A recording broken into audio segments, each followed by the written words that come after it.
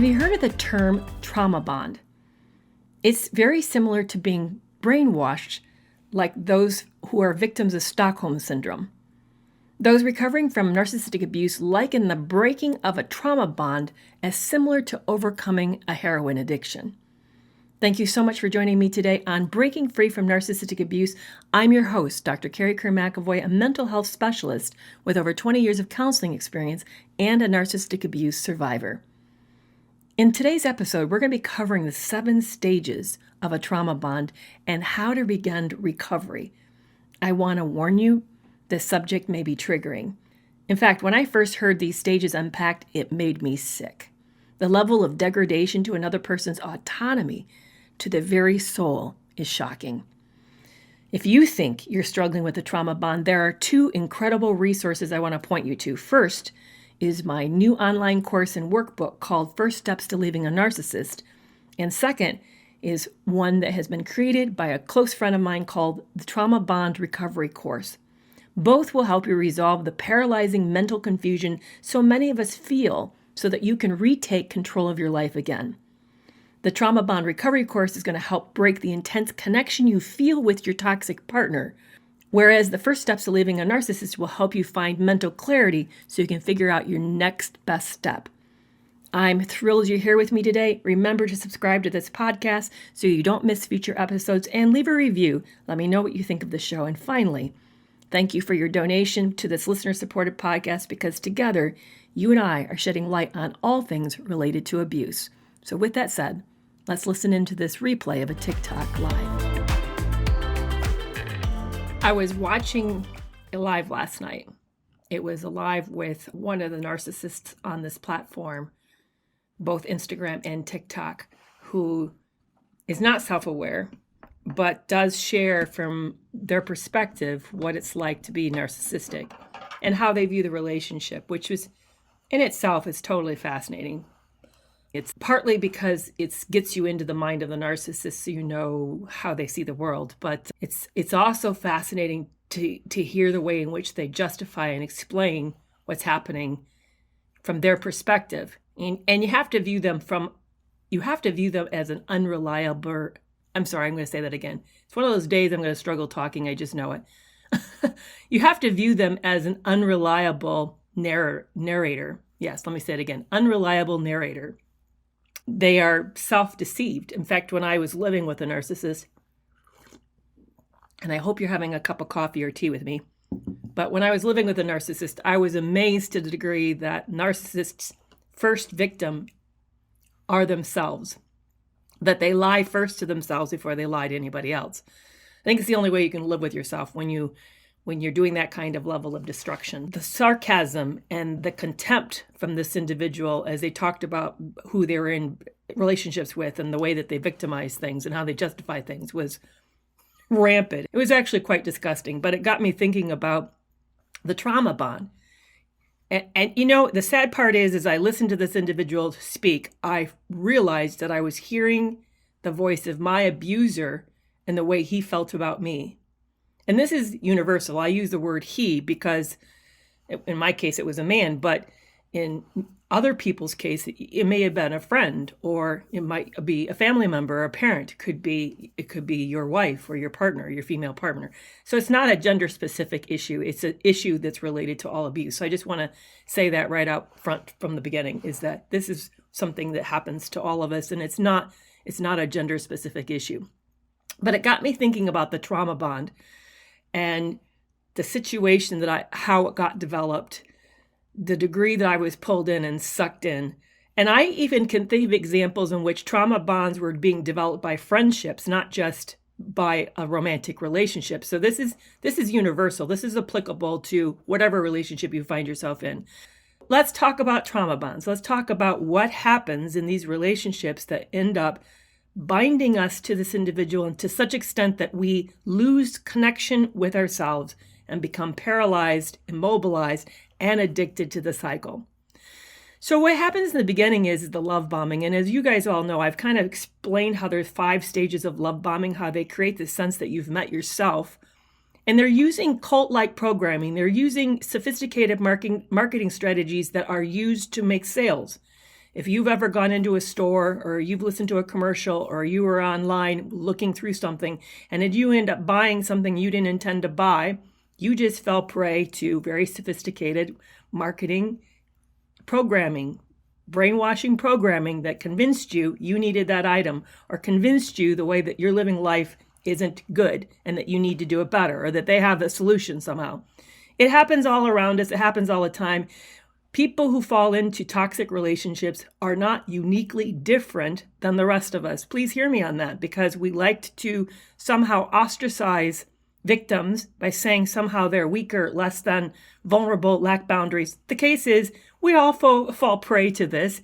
It is used constantly around us. It's how marketing works, frankly. And if you'd like to learn more about it, there's some great books out there that's just fascinating. It talks about the power of marketing, the power of convincing us that you need something that you don't really need. So when you meet a toxic individual, they kind of fall prey to love bombing techniques as well. They end up thinking that you are just as much as a perfect match as you think that they are. And some of them are aware that they are tailoring themselves to meet your needs, and this is purposeful, and others are not. Others are just so malleable, have learned this work so well that they quickly adopt themselves to mimic you and parrot you, that they learn that this builds fast rapport, that you trust them, you're suggestible, and that it creates this incredible, exhilarating high with you. But during this phase, your guards let down, you're increasing your trust too fast, your susceptibility to what they're saying is increasing, and you're becoming dependent on them. So the love bombing, which is the first stage of trauma bonding, love bombing moves you into this next stage, which is called a dependency. So you begin to see them as this perfect person that you couldn't imagine. I was thinking back to the time when I met my ex, and I remember going into therapy, and it would be ironic to talk to the therapist today, but I went into therapy, and I remember telling her that I had never met someone I had trusted like this, that I felt I had met the safest person in the world. Can you believe that? For those of you who read my book, you know that he probably was one of the most dangerous people to me, possibly, who meant me physical harm. But I thought when I met this person that I had met the most wonderful, most selfless, altruistic, fabulous person. I was mesmerized. That's what really is happening. It's not that you're falling in love. You're being mesmerized by this individual, which then moves you right naturally into stage 2. Stage 2 is dependency. You begin to look to them for support. You need their feedback. You can't wait to hear from them. You hang by the phone. I remember that I literally kept my phone by my side faced up so I never missed this person's text. I hung on the contact with this individual as my dependency in this person increased. And as the dependency increased, they'll do something to worsen the dependency. And this is when they actually begin to start to withhold. So if any of you who've ever gone to Las Vegas, or you've been to a slot machine, or you've done any kind of a effective addictive cycle, like even gaming or anything like that, what it does is it uses a method of reinforcement called intermittent rate of reinforcement. They did this way back in, I think, the 60s or so. You may have heard the name Skinner and Pavlov's dog, where they had rang the bell and the dog salivated. Well, they learned that there are certain rates of reward are more addicting, create a tighter bond between the individual and the behavior than others, and it's intermittent reward. So that is when you get a hit, you get whatever it is, a hit on an unpredictable schedule for an unpredictable amount. And this is how it showed up in my life. So my ex would often go missing. I didn't know that I had met a sexual predator who was seeing many women. I didn't realize that. Oh, it's interesting. So how many of you experienced a trauma bond? I'm going to interrupt to tell you. So 84% of you have said you've been in a trauma bond, and then none of you say you haven't. 15 or 16% of you are unsure, which suggests to me probably you have. That's why you just don't know. So this intermittent reinforcement rate is occurring. And this is how mine did it to me. He would disappear for periods of time. And so the texting was unpredictable. He might say hello in the morning, and then I might not hear from him all day long, which I wasn't surprised. He was working. But then in the evening, he might not show up. But he might show up at 10 o'clock for 5 minutes, but he might show up at 8 o'clock for half an hour. And I would never know. It was completely unpredictable. I couldn't gauge my day. I couldn't gauge my schedule. And as a result, I had to constantly be like on call in order to catch his text. And of course I wanted to, because I felt I was madly falling in love with this guy. So every moment of contact I had with him was wonderful. But that's what happens during dependency stage, the second stage of a trauma bond. So the first stage is love bombing, when you think you've met the amazing, perfect person.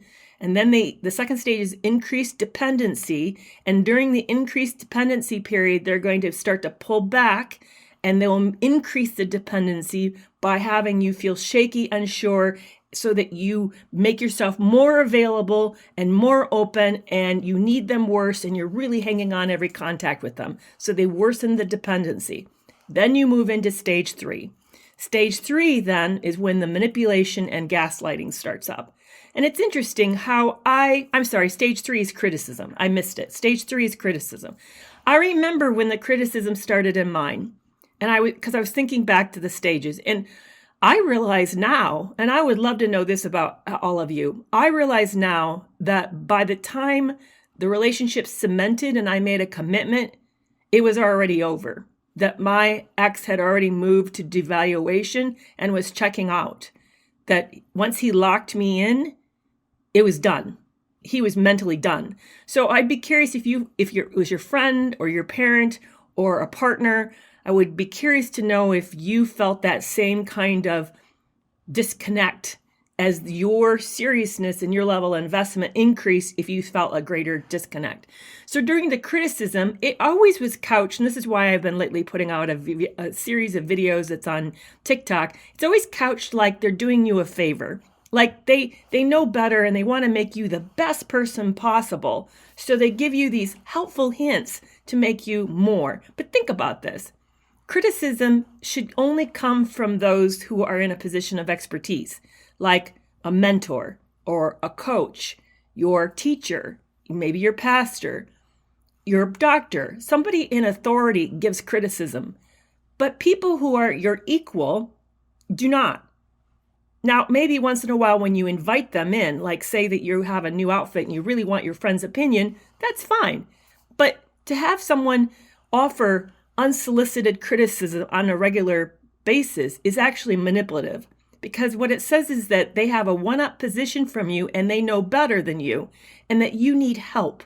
So it really is actually an act of effacement. It's putting you down to be in a relationship with somebody who regularly offers criticism. But the point of it is, in an abusive relationship, is that it chips away at your sense of self, your autonomy, makes you more dependent, it makes you more insecure, it increases your susceptibility to more suggestions, and it's a dismantling of you as a person. Think of places in our lives where criticism is a regular part of the experience. Like any of you who've gone through boot camp know that your drill sergeants are tearing the crud out of you, and they're doing it over and over and over. And why are they doing that to you? They're doing it deliberately because they want you to be less sure of yourself. They're breaking you down to build you back up. That's the intent. They want you to come together as a one-minded squad. And so they're deliberately breaking you down to build you back up. But toxic people, abusive people, are breaking you down in order to control and use you. It's not for the same good purpose as the military might have or other places might have. So the criticism starts, and I remember where mine is. I think one of the first places I heard criticism was in my driving. And by the way, I'm a fantastic driver. I better knock on wood for saying that. I have been in accidents, but it was never my fault. Like one of the accidents I was in was I was slowing at a stoplight and a sheriff car was in front of me. And we were both slowing down for the stop. The sheriff car was behind me. So I was coming up to a stoplight and I slowed to brake for the stoplight. She didn't see it and she hit me. So the only kind of accidents I have ever been in have been because something happened to me. It wasn't my fault. This is what he would say to me. The kind of driver that you are is the kind of driver that causes accidents. I didn't even know what the hell does that mean? I had no idea what he was saying. And I'd never heard of it. And by the way, I'd been driving since I was 16. So we're now talking, 40 years of driving. It's not like I don't know how to drive. It was just very bizarre how that happened. So you'll see that kind of like chipping away at you. So that's a third stage of trauma bonding. When I was in the middle of the toxic marriage, I couldn't figure out if I should stay or go. I didn't know if he was a good person or not. Was there hope? Was he really getting help like he said? And my mind would just get stuck on these questions. It became like a paralysis, sort of a form of gridlock. And every option felt like the wrong option. Are you in a similar spot? Well, I've created a course, an online course and workbook just for this. I wrote it for the me that I was when I was stuck back in that last marriage. It's called First Steps to Leaving a Narcissist. It's been designed to help you break through the mental fog so that you can begin to see the truth clearly. It's going to take roughly 7 hours to work through and includes psychological questions and exercises, the type that you would get if you went and saw a counselor. There's videos and detailed explanations of what cognitive dissonance is. There's also a workbook that's both a companion to the course that will help take your experience to the next level, but it can also be used as a standalone guide, although I strongly urge you to do it in conjunction with the course. I have created both a digital copy so that you can keep your answers on your device so that it's kept private for your safety, but maybe you're someone who prefers to hold a book in your hand so you can also get the print copy through Amazon. If you find yourself trapped and you don't know what to do next, then this is for you. It is something that I needed so desperately a few years ago, and it would have saved me so much lost time and tears. So you want to learn more? See the link in the show notes to hear more about first steps to leaving a narcissist.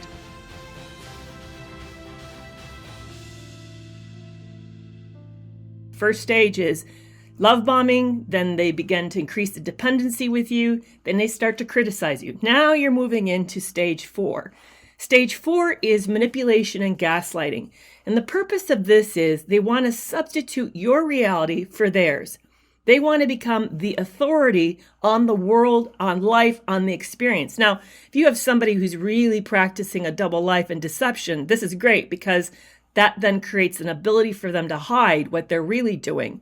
But for those who are just doing it for other reasons, maybe they're not hiding a double life, what this does is it increases your dependency and it helps further demolish, erode your sense of self, because now you're no longer for sure what's true. Now, cognitive dissonance starts with the criticism and it's now increasing as you move into the gaslighting. Now you're not for sure who you're in a relationship with. You're not for sure if this is a good relationship or not, and everything about it. You're in all this turmoil, but meanwhile, you really feel like you need them because remember, you're so dependent on them, you need them.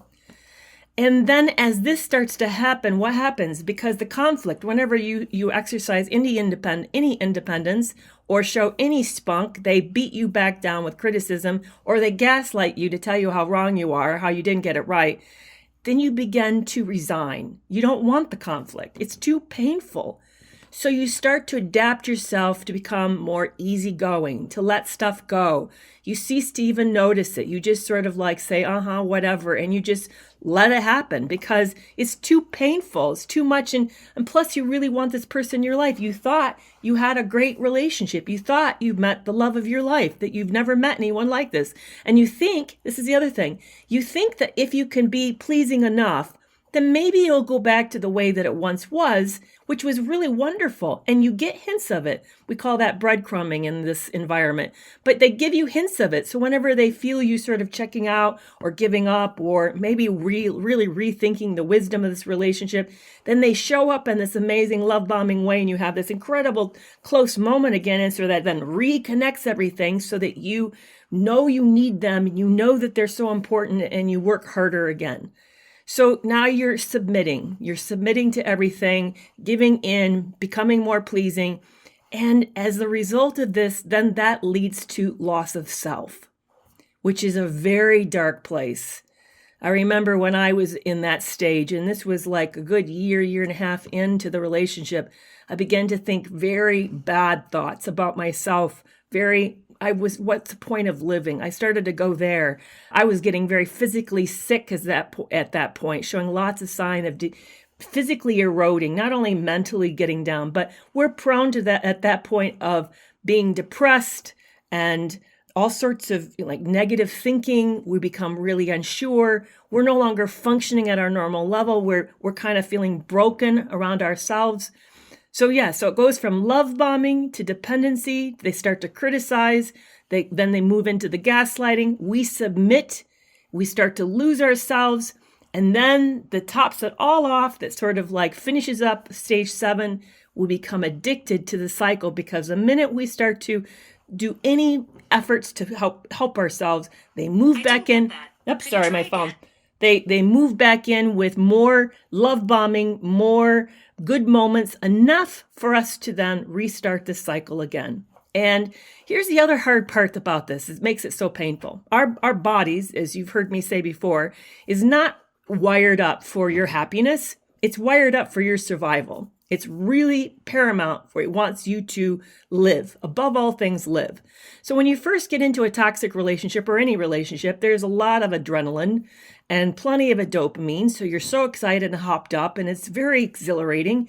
And then if it's a healthy relationship, as it quiets down, as you move through that initial love phase, you begin to have 2 other hormones that come in. You have oxytocin, which is a bonding, kind of warm, cuddly emotion, or hormone that's kind of how it feels emotionally. And you have vasopressin starts to get excreted. And that's more of a calm kind of home-like feeling, kind of a long-term confident feeling that you have. But what happens in these relationships, you never get to that stage. You don't stay in the kind of the connected, the commitment, the quiet phase of love. You just stay hopped up on dopamine and adrenaline. So it moves between fear and excitement, And there's the addiction, is that, in fact, you've probably felt it. If you've ever forced yourself to take a break from your phone, not look at whatever it is that you enjoy looking at, that urge you feel that you want to, that's a withdrawal from dopamine. You're actually experiencing a literal neurotransmitter withdrawal from dopamine. And it feels kind of like blah. It's that after Christmas feeling is another great experience. You feel flat. If nothing feels fun. Well, when you're in a relationship with a narcissistic individual, they pull you in with the adrenaline, you all hopped up and excited, and they hit you with the dopamine, which is where the sexual excitement and pleasures is, and then they withdraw it, and so you start to miss it and you long for them, and it's a lot, not a little. It's not like a little bit your phone gives you, it's a lot. And then they show back up again and you get this big hit again, and then they withdraw it and you go back through this withdrawal, and it's again painful, it's a lot, and then you like yearn for it and they give you another hit of it again. See how that works? It's an addiction. You actually become addicted to your own body's chemistry. How sick is that? So that's what happens in a trauma bond. And it's painful.